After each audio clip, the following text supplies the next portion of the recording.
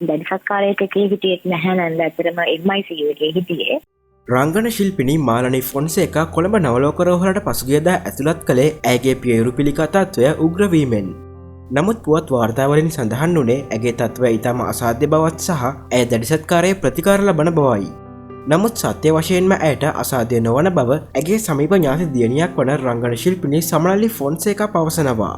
නැන්දට ආදරය කරන හැමෝටම කියන්න කැමති ලොකු නැන්දා ඉතාම සුවයෙන් ඉන්නේ මේ වෙලාවේ. දැඩි සත්කාරයක හිටියෙත් නැහැ නැන්දා. ඇත්තටම MICU එකේ හිටියේ. කියන්නේ මයිල්ඩ් ඉන්ටෙන්සිව් කෙයාර් එකේ. ඉතින් දැන් එතනින් බෝඩ් එකට දාලා අපි රූම් එකක ඉන්නේ. මම නැන්දගේ ළඟ ඉන්නවා. ඉතින් මේ වෙලාවේ නැන්දා ඉතාම සුවයෙන් ඉන්නවා. සුව අදට හැරෙමින් ඉන්නවා. නැන්දට ඉක්මන් සුවය ප්‍රාර්ථනා කරපු හැමෝටම ස්තුතියි. ඉතින් තව දවස් දෙකකින් එයාට ගෙදර යන්න පුළුවන් වෙයි කියලා තමයි වෛද්‍යවරුන් කියන්නේ.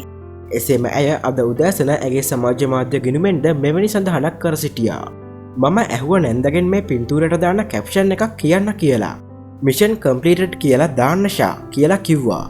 ඉතින් ලොකු නැන්ද සනීපෙන් නැන්දට සුව වෙන්න කියලා ප්‍රාර්ථනා කරපු උදව් කරපු හැම ආදරණීය කෙනෙක්ටම ස්තුතියි. මෙවැනි නවතම තොරතුරු ඉදිරියටත් බලන්න සබ්ස්ක්‍රයිබ් කර නැති සිටින්න අප සමග.